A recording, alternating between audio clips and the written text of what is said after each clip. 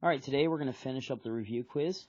That's at Gold Packet 3.3, 3.4. This is part 2, numbers 20 to 32. Actually, it's 21 to 32. Remember, in 21 and 22, they want you to verify, so that's like our keyword. They see this idea of verify. That's going to be telling us to use these hints. So you're going to prove f of g of x equals x and f of g of f of x equals x. And the little other hint we said is, remember, like, there's two sides to every story that hopefully remind you that you need to do two different parts. All right, so number 21 says prove that f of x equals 4x, or when f of x is 4x plus 9 and g of x is 1/4 x minus 9/4, that they are inverses. So the first thing I need to do is I need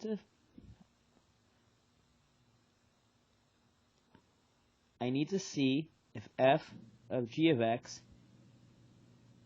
equals x. And that's why I put a question mark there, because I don't know if that's true. So I start with f of blank space, and then I put 4 blank space plus 9, just like we've done before. Because remember, that's why I pick f, because f's first, and I don't get confused on what to use. Now I like to leave that blank space there, and then I plug in g of x. So when I do 4 blank space plus 9, I make sure I didn't forget anything. Now I take 1/4 x minus 9/4, and I put it in there. Now the next thing I'm going to do is I'm going to distribute, and I show all my work here, because remember, this is a proof. It's almost like we're going to court, so I'm going to show all my evidence. Everything's labeled. Look how I label every line. So I distribute that, and then look, the x's are going to end up canceling out, or the 9 and the negative 9 and positive 9, and I'm left with f of g of x equals x. That's what I want, because that's what the question mark for. Now remember, there's two sides to every story, so I also have to see if g of f of x does indeed equal x. I don't know if that's true, so I start with g of blank space. And that's 1/4 blank space minus 9/4. And then I put in f of x in that blank space, and I get 1/4, and I put 4x plus 9 minus 9/4. Notice I like to leave this line blank, because now I can compare line one, that line to the next line, and see the only difference is what I put in the parentheses. I distribute, so I get, notice once again, I put my label there, g of f of x, it's a label, is 1/4 times 4x is x, plus 9/4 minus 9/4. Look, those cancel, and I show that they cancel. That's like, this is a proof. You're proving all this is true, right? That equals x. So finally, you say, since f of g of x equals x and g of f of x equals x, they are inverses. Right? This last part is needed. It's like the closing arguments. So you have to have that last part.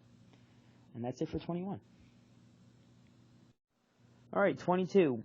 We have f of x equals 2x cubed plus 1. G of x equals the cube root of x minus 1 over 2. So the same exact process. I need to first show that f of g of x is equal to x, because that's not always going to happen. Sometimes it won't be true, and then you'll say they are not inverses. But in this case, we think it's going to work out. So I start with that. And then I put f of blank space. So I put 2 blank space cubed plus 1. My next line, I'm going to put back that f of g of x in. Now I just do the line above. I do this blank space line just in order for me to make the parentheses show up without making any mistakes. It's just like a fluff step that I use to hopefully keep me from making any mistakes. Now that I added in g of x, look, that's g of x. So inside the parentheses, I put the cube root of x minus 1 all over 2 to the third power. See that 3 is there. That's why I like to be able to compare the empty line to the non-empty line to see if I make sure I have everything. Now, what I'm going to find out is that these 3's cancel. If you don't cancel in the correct order, you're not proving it. So you have to cancel in the correct order. Somebody's going to make a mistake, and they're going to cancel a whole bunch of stuff, and they're going to pretend everything works out. And that's not necessarily true. But in this case, the 3's cancel, so you're left with 2, x minus 1 all over 2, plus 1. Make sure you cancel the 2's next. The 1's cannot cancel yet because they're being divided by 2. So you have to cancel the 2 first. And you find out that you have x minus 1 plus 1. Those 1's cancel, so you're left with f of g of x does in fact equal x, just like we wanted. Remember, two sides to every story. So now I say g of f of x, and I gotta hope that that equals x. So I do g of blank space. That's the cube root of blank space minus 1 all over 2. So when I put in f of x inside that parentheses, I put the cube root, and inside that parentheses I put 2x cubed plus 1, because that's what f of x is, minus 1 all over 2. Now the 1's cancel first. If you cancel the 2's first, you're going to get dinged on points, because that's not true.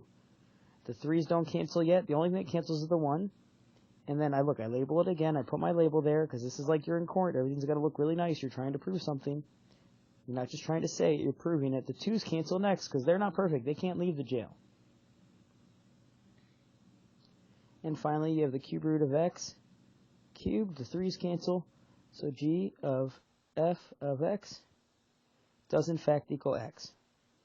So then finally, I say since f of g of x equals x and g of f of x equals x, they are inverses. You have to tell me that, so don't forget it. That's important. This step is important. If you don't have it, you're going to lose some points. And that's it for 22. All right, for the back page, we're going to go over the finding inverses section again. So it's just going to be a little bit more complicated ways to find inverses. So we're going to follow those 3 steps. So step 1 says to switch x and y. And remember, if you see f of x, you can just rewrite that as y to start. Step 2 says use PEMDAS backwards to solve for y. Step 3 says write f inverse of x for y. Now remember, the plus or minus sign shows up if you have an even exponent or you have a restriction. All right, it shows up in step 2. In step 3, you get rid of it. That's what the restriction does. The restriction removes it. The restriction removes it in step 3. All right, but those are like the visual cues to know if you need to have one. All right. Number 23, I have f of x equals x to the 4th. Remember, that is even, so I know plus or minus is going to show up. I also know plus or minus is going to show up because that's called a restriction. Just ignore the restriction until the end. So then the first thing I'm going to do is I'm going to take that f of x, I'm going to rewrite it as y. So I put y is equal to x to the 4th. Now that's happened. Step 1 tells me to say x equals y to the 4th. Step 2 says use PEMDAS backwards. PEMDAS backwards. There is no subtraction, there's no addition, there's no division, there's multiplication, there's an exponent. And that's why I take the 4th root of both sides to begin. I like writing my y on the left, so I just move that over. And because that's even, I have plus or minus the 4th root of x. So since it's even, plus or minus shows up. Now in step 3, it says I write f inverse of x. I have to pick the restriction tells me to pick positive because positives are greater than or equal to 0. So I say plus the 4th root of x. And that's your final answer. That's it for 23. All right. 24, there is no restriction. There is no even exponent, so I know plus or minus will never show up. So step 1 tells me that I'm going to rewrite this as y as is equal to 32 x to the 5th. And then step 1 will tell me to make it x equals 32 y to the 5th. Now when I do PEMDAS backwards in step 2, I see there's no subtraction, there's no addition, there's no division, but I see multiplication. So I divide by 32 to start. Those cancel, I end up with y to the 5th equals x over 32. Now I get rid of the exponent, that's why I take the 5th root of both sides. Notice I didn't take the square root, I took the 5th root, so I get y is equal to the 5th root of x all over the 5th root of 32. Just in case you didn't know, 2 to the 5th is equal to 32. So when I finish this, I have f inverse of x equals the 5th root of x all over 2. And that's it, because the 5th root of 2 to the 5th is 32, so the 5th root of 32 is 2. And that's it for 24. All right, 25. I have f of x equals 16 over 25 x squared. X is less than or equal to 0. So the first thing to do is we're going to write y is equal to 16 over 25 x squared. Then I'm going to switch my x's and y, so I get x is equal to 16 over 25 y squared. Now I'm going to do PEMDAS backwards. So when I do PEMDAS backwards, I see there is no subtraction, there's no addition, there is multiplication and division, depending on how you look at a fraction. Do not divide by a fraction. Multiply by the reciprocal, it's the same thing. So I multiply by 25 over 16, multiply by 25 over 16. Those cancel on that side. I end up with y squared, just because I like moving the y to the left, equals 25 over 16 times x. Now I take the square root of both sides. I get y equals plus or minus the square root of 25 over 16x. Now remember, 5 squared equals 25, 4 squared equals 16. So when I finish this, I say f inverse of x and equals 5/4 square root of x. Because of the restriction, I put a minus here. The plus or minus showed up because it's even, and the restriction tells me to pick the negative. So that's my final answer right there for 25. And that's it. All right, 26, you have to graph it. So the first thing I'm going to do is I'm going to make an XY chart.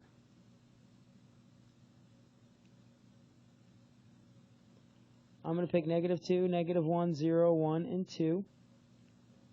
Plug it in. -2 gives me positive 38. -1 gives me -7. 0 gives me -6. 1 gives me -7. 2 gives me 38. I'm going to change my scale. I'm going to go by tens. Well, technically I'm going by fives. I'm just marking every 10. I'm going to keep the ones exactly this. Those are going to be ones. So I'm not changing the x. I'm only changing the y's. So only change y's. All right. So I go left 2. I go up to 38. Put a dot there. I go left 1. I go down to about -7. Go -6. -7. I go to 38. And what I find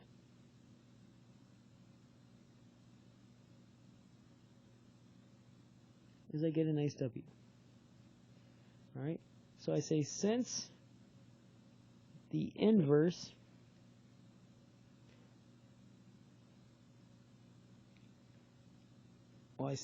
since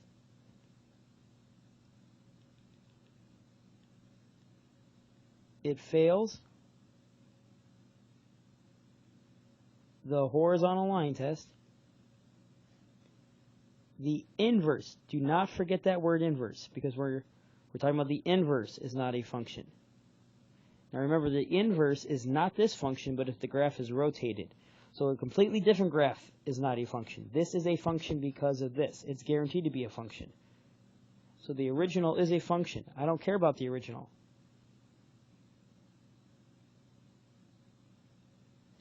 I want to know about the inverse. That's why we're talking about the inverse right here. So, like the horizontal line test says, look, it would touch twice, so that is not a function. And that's it. All right, 27, we have f of x equals x minus 4, x minus 1. Once again, pick an xy chart. A lot of us picked -2, -1, 0, 1, and 2. Those aren't bad points, but I'm not going to like those points because I want to have 4, because 4 minus 4 equals 0. So I want 4 on there. So I put 3 and 4. All right. Another reason I would know that because remember, those are intercepts. So these are called intercepts right there. That's an intercept. And that's an intercept. All right, I want those because I know without doing any work, those are going to be 0. So I know that's going to happen. And I'm going to have 1, 0, and 4, 0. And if you pick -2, you end up with 18. That's not going to fit on my graph. So I'm not going to use that one. -1, 10, it's barely going to fit. 0, 4, 1, 0, 2, -2, 3, -2. And what I find out if I put 5 on there, That's 4. So I like these points, these 5 points the best. This is my 5. But you could have picked the other points, but if you don't go further left down, you're going to not have a U and you're going to mess up. Alright, so I go 0, 1, 2, 3, 4, go over 5, 4, and then I have -2 there, and now this is a U.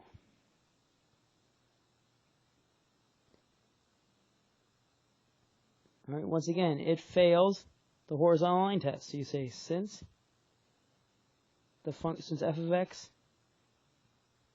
fails the horizontal line test, the inverse,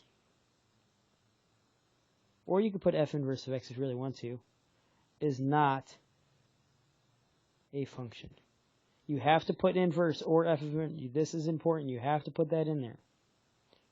Alright, that's it for 27. Alright, 28, we have f of x equals 1/3 x to the third. Once again, I make my xy chart. I get -2, -1, 0, 1, and 2. I plug it in, I get -2 and 2/3. I get -1/3. I get 0, 0. I get 1 positive 1/3 and 2 positive 2 and 2/3. So it doesn't rainbow even though it's kind of close. It just does change signs. Just for the record, I'm going to go, that's 1/3, 2/3. That's 3/3 or 1. I mean, I don't want to do that. I'm going to leave these the same. I'm going to say that's 1, that's 2. This is going to go into thirds. So that's 1, that's 2, that's 3. Alright? So the x's are the x-axis is by ones, and the y-axis is by thirds.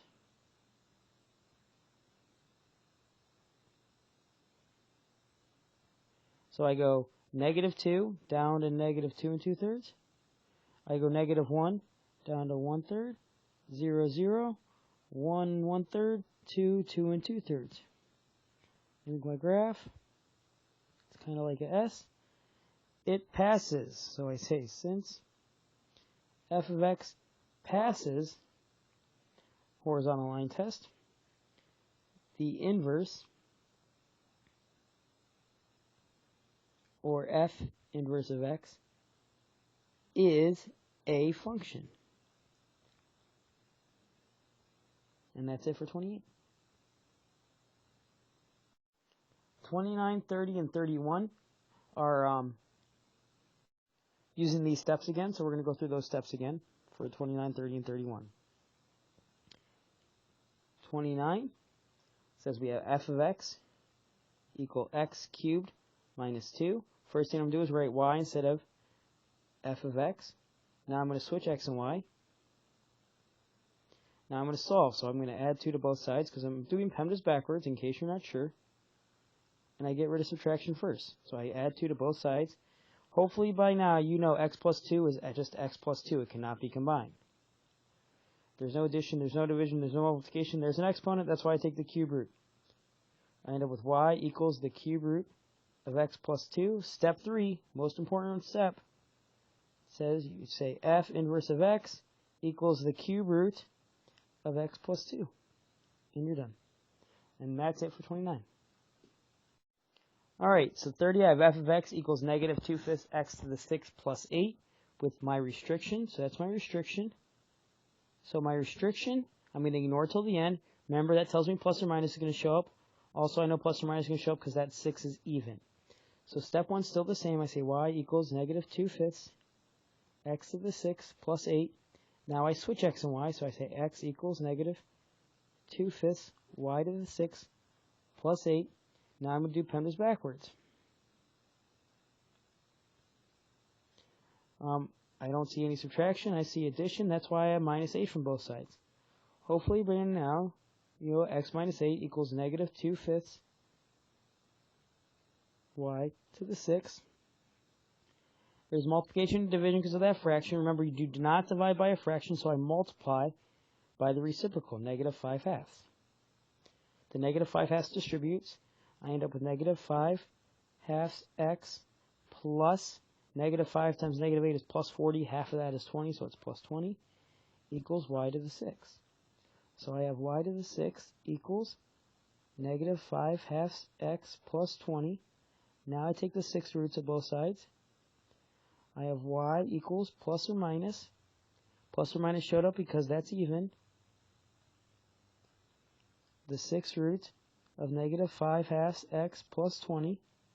Because of the restriction, when I finish it, f negative 1 of x, or f inverse of x, is minus the 6th root of negative 5 halves x plus 20. So that's my final answer. And that's it for 30. Alright, so 31, I put y is equal to x to the 4th minus 9. That's a restriction, so I just save that for the end. Restriction, just save for the end. Now I switch my x's and y's. I add 9 to both sides because I'm getting rid of subtraction first. I have x plus 9 equals y to the 4th. Now I take the 4th root of everything. So I end up with y equals plus or minus the 4th root of x plus 9. Since the restriction says greater than 0, when I put the final answer in, it's positive 4th root of x plus 9. Really, you don't even need that plus sign in there. You could just leave it no plus sign because that means positive. But that's okay. And that's it. Alright, so 32 this is a model. So this is a model because there's no x and y. You just solve for the other variable. So c is by itself, that means I want to get f by itself. So I got to do PEMDAS backwards. Alright, there's subtraction, but it's inside the parentheses, so I can't get rid of it yet. There's no addition, there's no division. Well, there's multiplication and division. So I can't divide by 5/9. That's going to get messy. So I'm just going to multiply by 9/5 on both sides. It's going to make those cancel. So I get 9/5 c equals f minus 32. Now, that's gone. The parentheses are gone. So now I can get rid of my subtraction. So I can add 32 to both sides. Now these are not like terms, so I got to have f equals 9/5 c plus 32.